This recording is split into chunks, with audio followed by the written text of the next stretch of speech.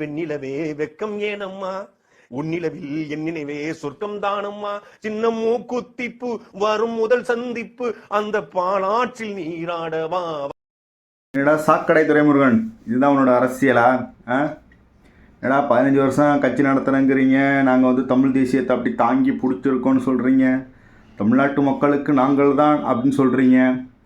ஏதாவது அரசியலை பற்றி பேசுவீங்கன்னு பார்த்தா எதுவும் இந்த ஃபேன்ஸ்லாம் சண்டை போட்டிருப்பாங்க பேர், இந்த படத்தில் இந்த பாட்டு அந்த படத்தோட காப்பி. ஸோ இன்னமும் எங்களை வந்து திரும்பவும் நீங்கள் வந்து ஃபேன்ஸு சண்டைக்கு தான் கொண்டு வரீங்களே தவிர அரசியல் சண்டைக்கு நாங்கள் வந்துட்டோம்டா. எங்கள் தளபதி படம் நடிச்சிட்டு இருக்கும்போது நாங்கள் ஃபேன்ஸு சண்டை போட்டுக்கிட்டு இருந்தோம். இன்றைக்கி அவர் படத்தை முடிச்சுட்டு அரசியல் வந்தோன்னா நாங்கள் அரசியல் ரீதியாக ஏதாவது சண்டை போடலான்னு பார்த்தா நீ இன்னமும் வந்து எங்களை வந்து ஒரு ஃபேன்ஸு மாரி சண்டை போட வைக்கிறியா? ஐயே. ஸோ இவன்ட்டெல்லாம் நம்ம அரசியலே பேசக்கூடாது இப்போ இருக்க.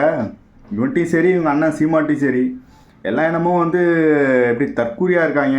ஸோ நம்மளை போய் தற்கூரிங்கிறாங்க. பட் ஆனால் தமிழ்நாட்டில் உண்மையான தற்கூரியே வந்து சீமான் கட்சிக்காரனை சார்ந்தவன் தான்.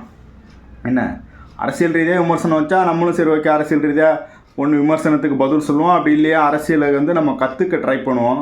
இவனுங்களுக்கே நம்ம அரசியல் சொல்லிக் கொடுக்கணும் இருக்க போகிற போக்க பார்த்தா அப்படி தான் இருக்கானு இவனுவோம். ஏடா ஜோம்பிஸ், என்னடா நீங்கள் ஏதோ உங்களுக்கு வந்து ஈழத்துலேருந்து கமெண்ட் போடுறதுக்கு ஆள் இருக்குது அப்படின்னா நீங்கள் என்ன வேணால் பேசுவீங்களா?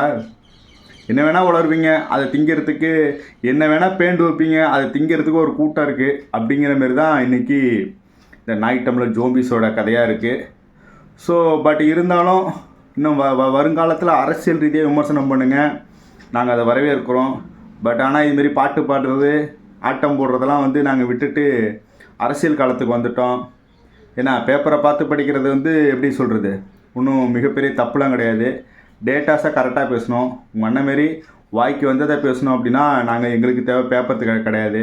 சொந்த கதை சோக கதை அப்படி சொல்லி நாங்கள் பேசிட்டு போயிட்டுருக்கலாம். பட் ஆனால் நாங்கள் சொந்த கதை சோக கதை பேசுகிறதுக்காக அரசியல் வரல. ஒரு ஏரியாவுக்கு போகிறோம் அப்படின்னா அந்த ஏரியாவில் உள்ள பிரச்சனையை பற்றி பேசணும். ஸோ அதற்காகத்தான் நாங்கள் அரசியல் வந்திருக்கோம். அதற்காக நாங்கள் பேப்பரை பார்த்து படிப்போம். பேப்பரை பார்த்து படிக்கிறதுல தப்பு இல்லைடா சாக்கடை துரைமுருகன். தப்பாக பொய் சொல்கிறதான் தப்பு. ஒரு சீமான் வெறும் பொய்யாக தான் பேசிக்கிட்டு இருக்கான். அதை முதல்ல போய் என்னன்னு கேளு போ.